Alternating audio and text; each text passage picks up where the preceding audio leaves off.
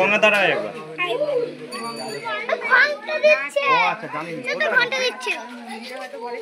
আরে জগন্নাথ বেঁধে এসছে গঙ্গার ধারে বড় বড় শিব মন্দিরে রাখছি, তারপর বিকাল হয় আলোচনা।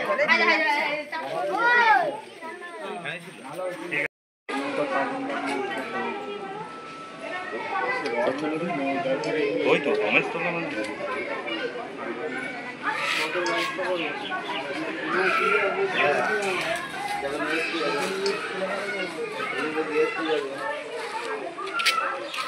মতো আমরা যেরকম মাছ প্রত্যেক দিন যেরকম ধরতে যাই, আজও ধরতে গেছিলাম। আমার বিবিরচড়া জগন্নাথপুর বিবিরচড়া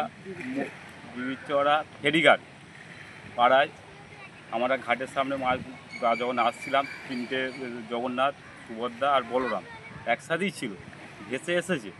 সেই নিয়ে আমরা তুলে আমাদের পাশে মনসা মন্দির আছে, মনসা মন্দির, শিব মন্দিরে আমরা তুলে আপাতত রেখে আছি, মানে রাখা হয়েছে। মাছ ধরতে গিয়েছিলাম ফুলেশ্বর জগন্নাথপুর থেকে, তারপরে ঘাটে এসে দেখলাম তিনটে জগন্নাথ দেব ভাসছে। তারপরে আমাদের ঘাটে সবাই মিলে ঠাকুরটাকে শিব মন্দিরে রাখা হয়েছে।